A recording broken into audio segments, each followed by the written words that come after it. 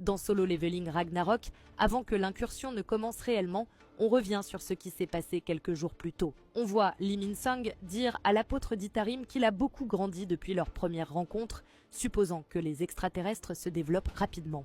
L'apôtre répond qu'auparavant, seuls les corps jeunes et de petite taille étaient sélectionnés, car ils étaient plus adaptés à la survie. Puisque les fragments retrouvent leur force en s'unissant, il n'y avait pas lieu de se soucier de l'apparence. Lee Min-sung lui demande alors pourquoi il a choisi le nom de Park Do-jin et ce qu'il cherche à accomplir en devenant chasseur. L'apôtre explique qu'il s'agit simplement d'un nom d'emprunt pour pouvoir agir publiquement et qu'il est devenu chasseur afin de pouvoir opérer librement à l'extérieur. En entendant cela, Lee Min-sung lui révèle qu'à cause de l'incident de l'aéroport, l'association des chasseurs a commencé à les surveiller sous prétexte de dommages causés aux civils et que si elle venait à découvrir l'usine du champ de Paillou, tout serait terminé pour eux deux. L'apôtre lui répond calmement qu'il a rejoint la guilde des faucheurs précisément pour éviter que cela n'arrive. Il explique que tous les chasseurs qui participeront au groupe d'assaut deviendront des croyants et qu'une fois cela fait, ils ne trouveront absolument rien sur place. En entendant cela, Lee Min-sung reconnaît qu'il s'agit d'un coup audacieux dès le départ et lui demande s'il pense vraiment pouvoir vaincre Lim Tae-gyu, un chasseur de rang S. L'apôtre lui répond que s'il fait référence à la promesse qu'il avait faite de le tuer, ajoutant qu'après l'avoir rencontré, il est désormais certain. Lee Min-sung lui répond simplement que cela lui est égal s'ils meurent tous les deux, tant qu'il tient sa promesse. De retour au présent, Jin-chul pense à Lee Min-sung et à la poussière d'étoiles et ajoute qu'ils doivent obtenir des preuves solides durant cette conquête. En se remémorant la chasseuse envoyée pour la mission, il estime qu'il n'y a pas vraiment lieu de s'inquiéter compte tenu des chasseurs impliqués. De plus, grâce au soutien de la guilde du Tigre Blanc, la chasseuse de rang Abaek Miho participe également à l'opération. Et si jamais la situation tournait vraiment mal, ils ont encore Choi Jong-in ainsi qu'un autre chasseur de rang S en réserve. Cependant, le nouveau rang S, Park Do-jin, reste une variable imprévisible. Le fait qu'il ait rejoint la guilde des faucheurs juste avant le début de l'incursion du champ de Paillou paraît extrêmement suspect. Et Jin-chul ne peut s'empêcher de penser que la situation avantage clairement Lee Min-sung. Comme si cela ne suffisait pas, une dernière chose le trouble encore davantage. Suho participera lui aussi à l'incursion en tant que membre de l'équipe des mineurs. Jin-chul se demande alors s'il s'agit d'une simple coïncidence ou si la fatalité fait que sa participation ait été approuvée. Il n'est pas certain que ce soit la bonne décision, et si tout cela fait réellement partie du plan de Suho, il n'aura d'autre choix que d'intervenir. Alors que le raid commence dans le donjon, un monstre crache du feu sur les chasseurs.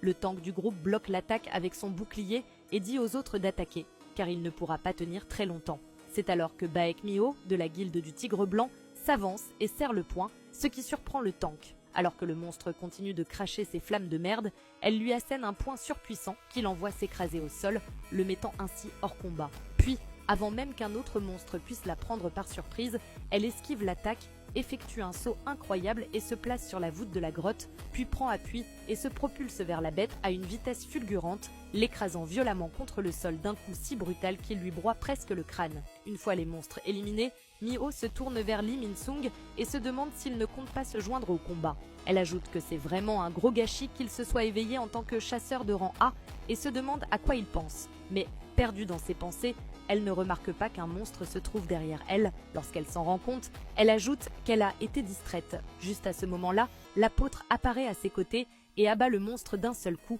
lui demandant de faire plus attention. Stupéfaite, la chasseuse pense alors que ce chasseur a vaincu une salamandre en une seule attaque et sans le moindre effort. Elle le reconnaît comme Park Do-jin et admet qu'en le voyant habillé de façon décontractée en raid, elle l'avait pris pour un simple enfant, malgré son rang S. Sans hésiter une seule seconde de plus, l'apôtre d'Itarim se prépare à attaquer et commence à éliminer les bêtes magiques avec des mouvements minimaux, tandis que la chasseuse se dit que les rangs S évoluent clairement dans une autre dimension. Après quelques minutes, tous les monstres sont vaincus. Miho déclare que tout est réglé et que cela s'est terminé plus vite que prévu, mais qu'elle trouve étrange que le donjon de Paillou contienne si peu de monstres. Lee Min-sung lui demande alors si elle l'a remarqué aussi, expliquant que c'est parce qu'ils effectuent des massacres routiniers de monstres afin de maintenir les donjons sous la responsabilité de la guilde des faucheurs. C'est précisément pour cette raison que ce donjon ne représente aucune menace pour le monde extérieur. En entendant cela, la chasseuse Miho se demande ce que signifie exactement massacre routinier, car en général, les guildes ne s'en préoccupent pas puisqu'il n'est pas nécessaire d'entrer dans un donjon tous les jours. Elle conclut qu'il y a définitivement quelque chose de louche ici, tandis que Lee Min-sung, avec un sourire malicieux, affirme que la salle du boss est toute proche, Alors qu'ils se dirigent vers le boss, Lee Min-sung pense que peu importe leurs recherches, ils ne trouveront rien qui puisse l'incriminer, car les démons ont déjà démantelé l'usine et se sont cachés quelque part dans l'immense donjon. Il est donc impossible de retrouver les restes de l'usine. De plus, il est très probable qu'ils ne ressortent même pas de cet endroit avec l'esprit clair. Pendant ce temps, l'apôtre d'Itarim affiche un sourire plein de confiance. Du côté de l'équipe du minage, alors qu'ils extraient les ressources, l'un d'eux dit que cela n'en finit jamais et se demande pourquoi il y a autant de pierres magiques empilées dans un donjon géré par une guilde, se demandant s'il ne tire pas profit de quelque chose d'autre. Un autre mineur ajoute qu'un chasseur de rang E les a rejoints ce jour-là et demande si quelqu'un l'a vu, tout en se demandant qui a eu la brillante idée de laisser entrer un chasseur de ce rang dans un donjon de rang B. Le chef leur dit de ne pas être trop dur avec lui, expliquant que c'est un jeune homme très travailleur et que c'est agréable de voir des gens comme lui. Le mineur lui demande alors si c'est grâce à lui que le novice a été affecté à l'entrée sécurisée du donjon. Le chef se contente de répondre, avec un sourire discret, qu'il a l'esprit vif. Alors qu'il est mécontent, un autre ajoute qu'il a toujours été affecté en première ligne. Le chef l'ignore et se contente de dire que lorsqu'il a regardé, il lui a semblé qu'il y en aurait assez pour 4 chariots. Il propose donc d'aller aider les autres une fois qu'ils auront terminé, ce qui agace encore plus les autres qui le trouvent trop gentil pour son propre bien. On passe ensuite aux démons qui dirigent l'usine. Leur chef dit que c'est vraiment regrettable. Ils n'arrivent pas à croire qu'ils doivent se cacher alors que l'apôtre est présent et pense qu'il pourrait produire énormément de poussière d'étoiles en ce moment même. À cet instant, quelqu'un apparaît de l'autre côté de la salle. Il s'agit de Suho.